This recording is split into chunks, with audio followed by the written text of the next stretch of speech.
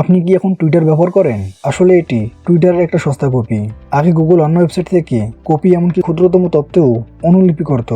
আগে ইউটিউব ব্যবহার করতে কেমন লাগতো তা জানলে আপনি অবাক হবেন। আজকের সোশ্যাল মিডিয়া অ্যাপস এবং আগের সোশ্যাল মিডিয়ার মধ্যে পার্থক্য কী ছিল তা নিয়ে আমাদের আজকের ভিডিও। দেখার আগে আপনি যদি আমাদের চ্যানেলে নতুন হয়ে থাকেন তাহলে চ্যানেলটি এখনই সাবস্ক্রাইব করে দিন। Number 1, YouTube. চ্যাড হেলি স্টিভেনসন এবং জাভেদ করিম 2005 সালে ইউটিউব চালু করেছেন। এটা হয়তো আপনি জানেন, কিন্তু ইউটিউবের প্রথম লেআউটটি দেখতে কিছুটা এরকম ছিল, যেটিতে মাত্র 5টি ভিডিও, সার্চ ট্যাব এবং কিছু ভিডিও ট্র্যাক অন্বেষণ করার জন্য ছিল। তখন ইউটিউবে ফুল স্ক্রিন বাটন ছিল না, কিন্তু সে সময়ের মানুষের জন্য এটা কোনো সমস্যা ছিল না। ইউটিউব ছিল প্রথম ওয়েবসাইট যা ভিডিও আপলোড করা খুব সহজ করে তুলেছিল। 2005 সালের শেষের দিকে যখন ভিডিও আপলোড বাড়তে শুরু করে তখন ইউটিউবে আরও বিকল্প যোগ করা হয়েছিল যাতে লোকেরা সহজেই ভিডিও দেখতে পারে। কিন্তু ভিডিও শেয়ারিংয়ে একটি বিবর্তন এনেছিল 2006 সালের মাঝামাঝি, অর্থাৎ এটি চালু হওয়ার মাত্র 1.5 বছর পরে ইউটিউব প্রতিদিন 1 মিলিয়ন ভিউ পেতে শুরু করে। এরপরে পূর্ণ স্ক্রিন, লাইক, ডিসলাইক এবং প্রোফাইল তৈরির সাথে সাবস্ক্রিপশনের বিকল্পটিও যোগ করা হয়েছিল। এরপরে অক্টোবর 2006 সালে গুগল ঘোষণা করে যে ইউটিউবকে তারা $1.65 বিলিয়ন দিয়ে কিনেছে। এরপরে গুগল সোনার ডিম পারে এমন একটি মুরগি খুঁজে পায় যেটি আজও ডিম দিতেছে, কারণ ইউটিউব 2022 সালে এক মাসে $29 বিলিয়ন আয় করেছে এবং সমগ্র ইউটিউব জুড়ে প্রতিদিন 5 বিলিয়নেরও বেশি ভিউ হয়। Number 2, WhatsApp. হোয়াটসঅ্যাপের সহপ্রতিষ্ঠাতা ব্রায়ান অ্যাংটন এবং জন কম প্রথম আইফোন ডিভাইসে হোয়াটসঅ্যাপ চালু করেছিলেন আমেরিকায়। এরপর 2010 সালে মার্কিন যুক্তরাষ্ট্রে অ্যান্ড্রয়েডে হোয়াটসঅ্যাপ চালু হয়েছিল।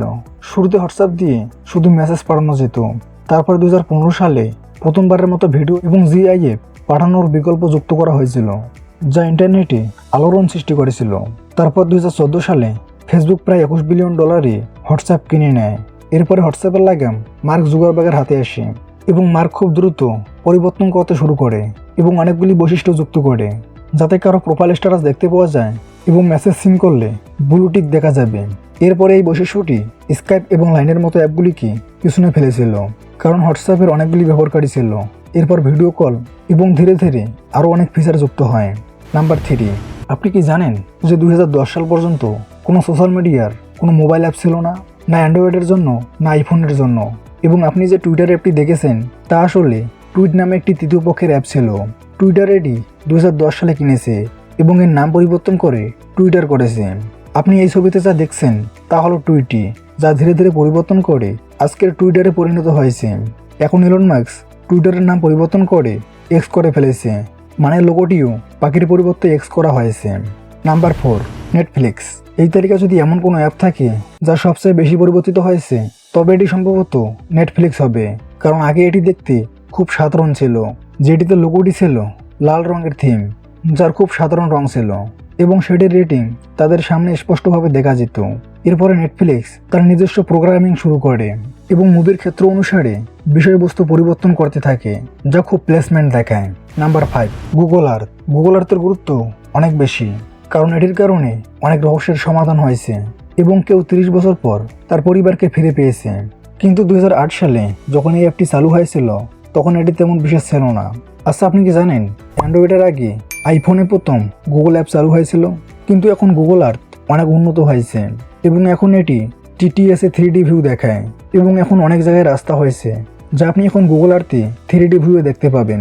Number 6, Facebook. আগে ফেসবুক বিজ্ঞাপন ছাড়া একটি পরিষ্কার অ্যাপ ছিল, কিন্তু এখন ফেসবুক দেখে মনে হয় এটি স্ন্যাপচ্যাট হতে আগ্রহী। পুরনো অ্যাপে বিশেষ কিছু করতে না পারলেও সব কাজ তা দিয়ে করা যেত, কিন্তু এখন ফেসবুককে একটি অ্যাপে সব কিছু দিতে হবে, ইউটিউব এবং অ্যামাজনের মতো। কিন্তু আগে আইফোনে ফেসবুকের কোনো অ্যাপ না থাকলেও এটি একটি ইউআরএল থেকে চলতো। কিন্তু 2008 সালে অফিসিয়ালি ফেসবুক অ্যাপটি আইফোনের জন্য এবং পরের বছর অ্যান্ড্রয়েডের জন্য চালু হয়। তার মানে অ্যান্ড্রয়েড লোকের কোনো ইজ্জত নাই নাকি? আপনার কোন ফোন আছে কমেন্ট করে জানাবেন। আমার কাছে তো অ্যান্ড্রয়েড ফোন আছে। Number 7, Pinterest. পিন্টারেস্ট 2011 সালে আইপ্যাড এবং আইফোনের জন্য প্রথম লঞ্চ করেছিল। এখানেও প্রথমে আইফোন, বাদ দেন, এর তো অভ্যাসই এরকম। আসলে অ্যাপটিতে 3টি কলাম ছিল যা দেখতে সহজ এবং আকর্ষণীয় ছিল, কিন্তু সেই সময়ে খুব কম ফাংশন ছিল।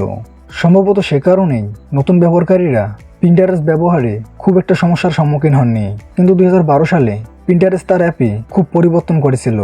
যখন এটি আইপ্যাডের জন্য চালু হয়েছিল তখন আইফোনের জন্য 2টি কলাম রেখেছিল। তখন এর আপডেটগুলি সঠিক তো থাকে, তবে কিছু আপডেট রয়েছে যেটি সঠিকভাবে কাজ করেনি, যার কারণে ব্যবহারকারীরাও অনেক অভিযোগ করেন। সম্ভবত এ কারণেই অন্য সমস্ত সংস্থাগুলি খুব ছোট পরিবর্তন করে। Number 8, tender. টেন্ডার প্রথম 2012 সালে চালু হয়েছিল, যা খুব দ্রুত জনপ্রিয় হয়েছিল।